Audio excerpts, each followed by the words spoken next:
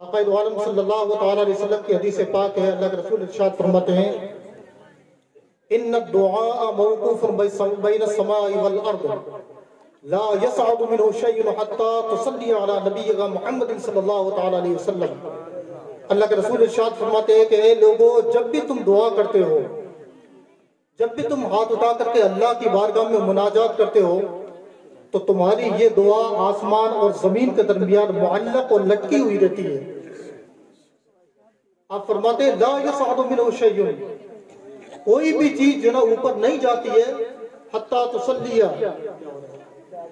تصلی علی نبی کا محمد صلی اللہ تعالیٰ علیہ وسلم، یہاں تک کہ تم اس دعا سے پہلے اپنے نبی محمد صلی اللہ علیہ وسلم پر درود پاک نہ بھیج لو۔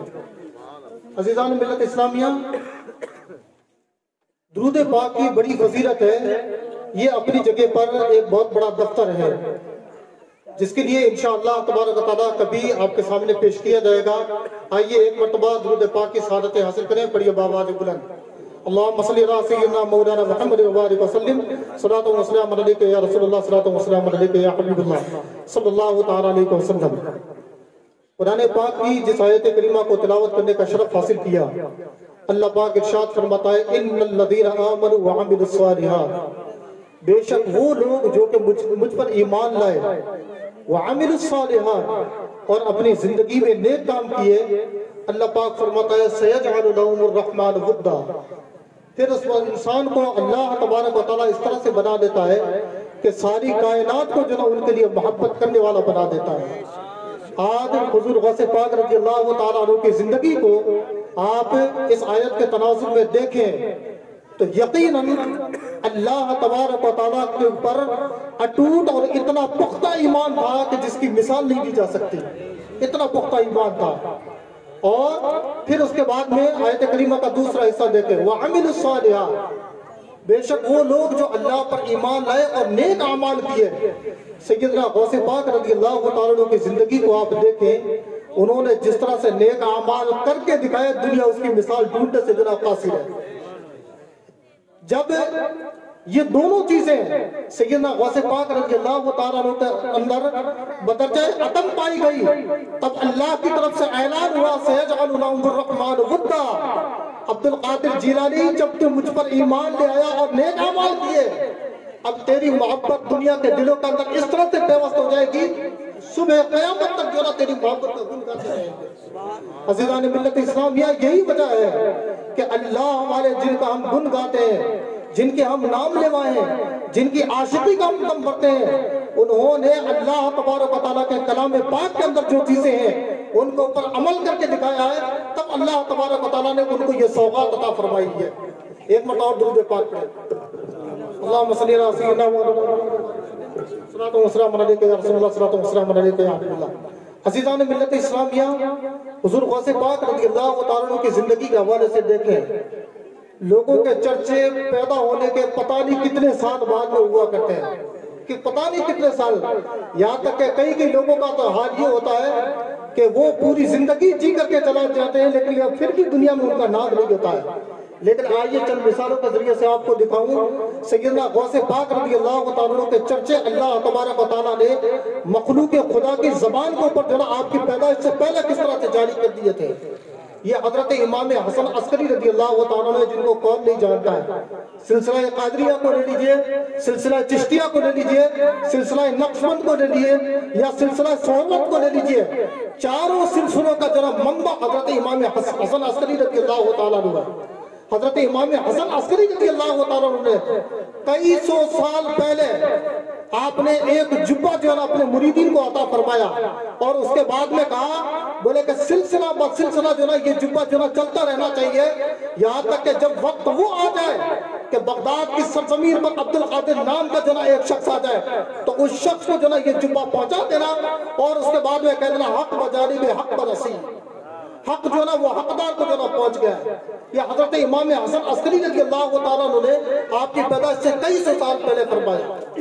دوسری مثال دیکھیے، حضرت جنید بغدادی رضی اللہ تعالیٰ عنہ ہے، 200 سال پہلے آپ ایک جگہ پر مراقبے میں بیٹھے اور اچانک آپ نے جو نا گردن اٹھا کر کے آپ نے فرمایا قدمہ علی رقبتی قدمہ علی رقبتی، ہاں اس شخص کا جو نا وہ قدم میری گردن کے اوپر ہے، میری گردن کے اوپر ہے۔ مریدین چونک میں حیرت میں پڑ جاتے ہیں، بولے حضور والا ہم نے تو کوئی چیز دیکھی نہیں کسی سے آپ سے بات کرتے ہوئے، کوئی چیز سامنے نہیں ہے، آگے نہیں ہے، پیچھے نہیں ہے، آپ کس کو کہہ رہے ہیں کہ اس کا قدم جو نا میری گردن کے اوپر ہے۔ حضرت جنید بغدادی رضی اللہ تعالیٰ عنہ کہتے ہیں، اے لوگوں تم نہیں دیکھ رہے ہو لیکن یہ کہ جنید بغدادی اپنی آنکھوں سے دیکھ رہا ہے۔ 200 سال کے بعد میں بغداد کی سرزمین پر عبدالقادر نام کا ایک شخص آئے گا، اپنے زمانے میں وہ اعلان کرے گا کہ میرا قدم ہر ولی کی گردن کے اوپر ہے۔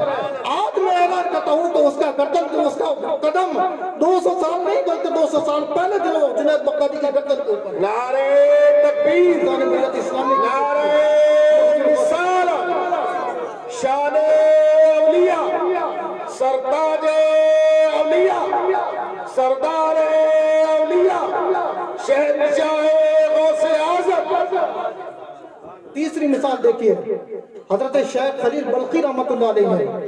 شیخ بلخی رحمت اللہ علیہ یہ اپنے وقت میں اعلان کرتے ہیں کہ اے لوگوں اب وہ وقت آ چکا ہے ان قریب، بغداد کی سرزمین پر اولیاء کا سردار آنے والا ہے، بغداد کی سرزمین جو نا وہ عارف کامل آنے والا ہے، بغداد کی سرزمین پر جو نا وہ اولیاء کا سردار آنے والا ہے۔ لوگوں نے پوچھا حضور اس کا نام تو بتائیں۔ حضرت شیخ بلخی رحمت اللہ علیہ فرماتے ہیں لوگوں سن لو، اس شخص کا نام عبدالقادر جیلانی ہوگا جو جیلان کا در پیدا ہوگا اور بغداد کی سرزمین پر اپنے علم سے لوگوں کو فیضیاب کرے گا۔ یہ حضرت شیخ بلخی رحمت اللہ علیہ۔ ایک چوتھی مثال اور آپ سنیے، ایمان تازہ ہو جائے گا۔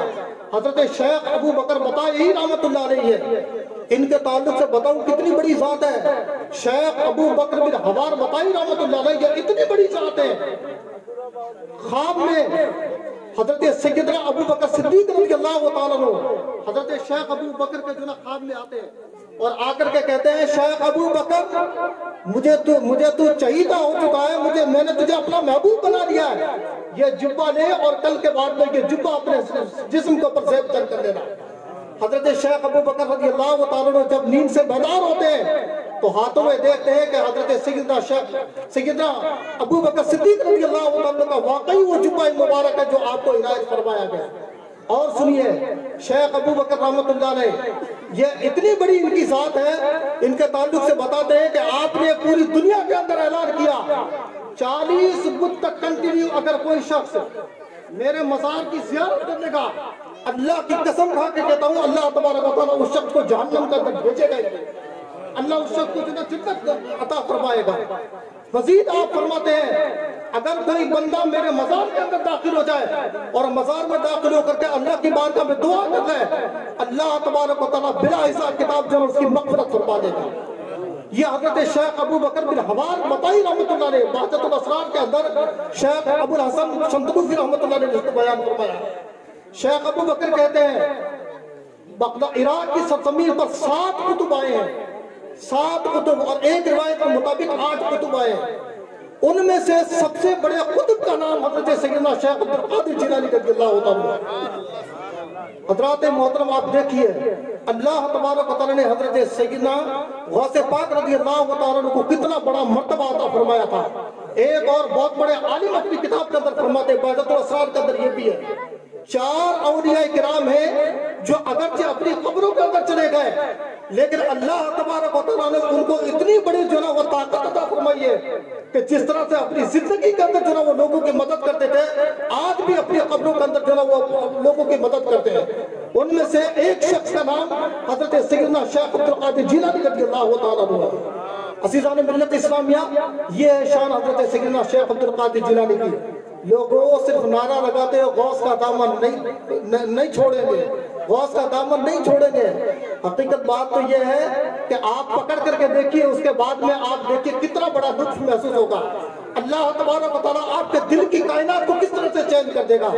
عزیزان ملت اسلامیہ ایک مرتبہ درود پاک پڑھیں، اللہم صلی علی سیدنا مولانا محمد وبارک وسلم، صلاۃ و سلام علیک یا رسول اللہ، صلاۃ و سلام علیک یا حبیب اللہ صلی اللہ تعالی علیہ وسلم۔ حضرت سیدنا شیخ عبدالقادر جیلانی رضی اللہ عنہ کی زندگی آپ پڑھتے رہتے ہیں۔ عبدالقادر جیلانی کوئی معمولی شخص نہیں ہے اور اللہ نے اپنے وقت کا جو غوث بنایا، قطب بنایا، وہ ایسے ویسے نہیں بنایا۔ آپ کی تاریخ ہے 40 साल तक आपने इशा के वुजू से जो ना नमाज फजर अदा की। आज हमारा आज ये होता है कि एक वुजू के जरिए से एक नमाज अदा नहीं होती है, लेकिन सैयदना शेख अब्दुल कादिर जिलानी की लोगों जिंदगी देखो 40 साल तक इशा के वुजू से फजर की नमाज अदा की है। अब आप अंदाजा लगाएं कि कितनी अल्लाह तबारक व तआला की उन्होंने जो ना इबादत की होगी। और दूसरी रिवायत आपकी जिंदगी के ताल्लुक से है, 15 साल तक सैयदना शेख अब्दुल कादिर जिलानी ने एक टांग खड़े करके एक टांग को उठा करके और एक टांग को जमीन के ऊपर रख करके रोजाना एक कुरान पाक जो मुकम्मल किया, रोजाना एक कुरान पाक खत्म किया। ये सैयदना शेख अब्दुल कादिर जिलानी रज़ियल्लाहु अन्हु के साथ है। यही नहीं, सैयदना शेख अब्दुल कादिर जिलानी फरमाते हैं कि जब जो ना वो जंगल के अंदर अल्लाह की इबादतें किया करता था, कभी कभार तो इस अब्दुल कादिर के ऊपर हाल ये हुआ करता था कि मुसीबतों का पहाड़ जो ना वो टूट जाया करते थे। लेकिन जैसे ही मेरे ऊपर मुसीबतें आया करती थी, कुरान पाक की आयत करीमा पाक पढ़ा करता था, इन्ना माल उस्रि युस्रा, इन्ना माल उस्रि युस्रा। जब तंगी आती है तो उसके बाद में अल्लाह तबारक व तआला आसानी भी पैदा फरमाता है। चुनांचे जब ये मैं पढ़ा करता था फिर तो अल्लाह तबारक व तआला मेरी मुसीबतों को दफा कर दिया करता था। सैयदना शेख अब्दुल कादिर जिलानी फरमाते हैं कि मैंने 18 साल की उम्र तक जो ना अपने जीलान का जो ना इल्म हासिल किया। फिर उसके बाद में एक बैल के पीछे जन्म में हो लिया और उसके बाद जंगल की तरफ एक बैल के पीछे जा रहा था। उस बैल ने मुझे कहा, अब्दुल कादिर मां लिहाजा फरिक़ा वला बिहाजा उमिरता, अब्दुल कादिर तू इसलिए पैदा नहीं हुआ कि जंगल का खामखा जो ना दुनिया के जो ना क्या बात, और ना तुझे इस चीज का हुक्म दिया है। सैयदना शेख अब्दुल कादिर जिलानी फरमाते हैं उसी वक्त मेरा दिल की कायनात चेंज हो गई और उसके बाद में मैंने अपनी माँ से आकर के इजाजत मांगी और बगदाद की सरजमीन पर इल्म हासिल करने के लिए चला गया। चुनांचे जब इल्म हासिल करने गया 9 साल तक उस वक्त बगदाद को जो बड़े बड़े उलमा इकराम थे उनकी बारगाह में बैठ करके मैंने जो दीन का इल्म सीखा। सुभान अल्लाह। 9 साल तक। फिर उसके बाद में अब्दुल कादिर जिलानी फरमाते हैं मेरा दिल उचाट हो गया, यार इल्म तो सीख लिया है लेकिन अमल करने का भी कोई वक्त होना चाहिए। आप फरमाते हैं कि फिर उसके बाद में मैं जंगलात के अंदर निकल गया। फरमाते हैं कि इबादत करते करते कभी कभार अब्दुल कादिर के ऊपर ऐसा भी वक्त आ जाया करता था कि 30 40 दिन तक जो ना खाने को मिलता था ना पीने को मिलता था। अल्लाह। ना खाने को ना पीने को। इसी दरमियान का एक वाकया है, हजरत सैयदना शेख अब्दुल कादिर जिलानी फरमाते हैं कि एक मरतबा ऐसा हुआ कि कई दिन जो ना वो फाकिर गुजर गए, ना खाने को मिला ना पीने को मिला। इसी दरमियान जो ना एक मैं देखता हूँ कि बारिश का जो ना एक टुकड़ा आया और उसके अंदर से एक रोशनी निकली और उस रोशनी में से जो ना एक शख्स निकला और वो आया मेरे पास और आकर के कहता है, अब्दुल कादिर अल्लाह की तरफ से जो ना तुझे पैगाम दिया जाता है कि आज के बाद अब्दुल कादिर के ऊपर वो चीजें हलाल कर दी गई है जो दूसरे लोगों के ऊपर हराम कर दी गई है। हज़रत सैयदना शेख अब्दुल कादिर जिलानी औज़ु बिल्लाहि मिनश शैतानिर रजीम पढ़ते और आप फरमाते हैं कि लगता है कि तू बहुत बड़ा मर्दूद है, अल्लाह ने जो हराम किया वो हराम है और जो हलाल किया वो हलाल है। लोगों ने पूछा हुजूर सैयदना शेख अब्दुल कादिर जिलानी आपने उसको जो कैसे पहचान दिया कि वो शैतान था? आपने फरमाया अल्लाह ने जो मुझे दीन का इल्म अता फरमाया और उसके साथ साथ अपना जो फजल करम अता फरमाया उसके वसीले से मैंने पहचान दिया कि ये शैतान है, वरना कोई हराम चीज जो ना वो हलाल हो ही नहीं सकती। बेशक ये सैयदना शेख अब्दुल कादिर जिलानी रज़ियल्लाहु तआला आप कुरान पाक की आयत मुबारका या अय्युहल्लज़ीना आमनू इत्तक़ुल्लाह व कूनू मअस सादिक़ीन, अल्लामा इमाम मोहम्मद बिन कुर्तुबी रहमतुल्लाह अलैह फरमाते हैं, आप फरमाते हैं कि सच्चों के साथ इस आयत करीमा में होने का मतलब ये हुआ, ये नहीं कि आप जो ना उनके साथ साथ में चले उनके पीछे पीछे चले। हकीकत में सच्चों के साथ में होने का मतलब यह है कि वो जो बात करे सुन्नत के मुताबिक उनकी बातों के ऊपर चले और वो जो करके दिखाए उसके मुताबिक अमल करे। हकीकत में सच्चों के साथ में होने का मतलब यह है। हज़रत सैयदना शेख अब्दुल कादिर जिलानी रज़ियल्लाहु तआला उन्होंने ये करके दिखाया, इसी वजह से आपको सादिक़ीन के जो अव्वल सब का दर्जा शुमार किया जाता है। सैयदना शेख अब्दुल कादिर जिलानी रज़ियल्लाहु तआला फरमाते हैं, आप फरमाते हैं ऐ लोगों अल्लाह का डर भी रखा करो और अल्लाह से उम्मीद भी रखा करो। अल्लाह का डर भी और अल्लाह से उम्मीद भी रखा करो, इसलिए कि अल्लाह जिस तरह से क़हार और जब्बार है उससे डर रखा करो और अल्लाह तबारक व तआला रहमान और रहीम है, इस सिफत को सामने रख करके अल्लाह तबारक व तआला से उम्मीद रखा करो कि अल्लाह तबारक व तआला हमें माफ फरमाएगा। اسی وجہ سے حضرت سیدنا شیخ عبد القادر جیلانی رضی اللہ عنہ کو خوف خدا بندی کو دیکھیے آپ دیکھیں گے تو حیرت میں پڑ جائیں گے. شیخ سعدی شیرازی رحمۃ اللہ علیہ فارسی کے بڑے مشہور صوفی سنت ہیں. آپ جتنے بڑے شاعر ہیں اتنی بڑے جو نظم نگار بھی ہیں.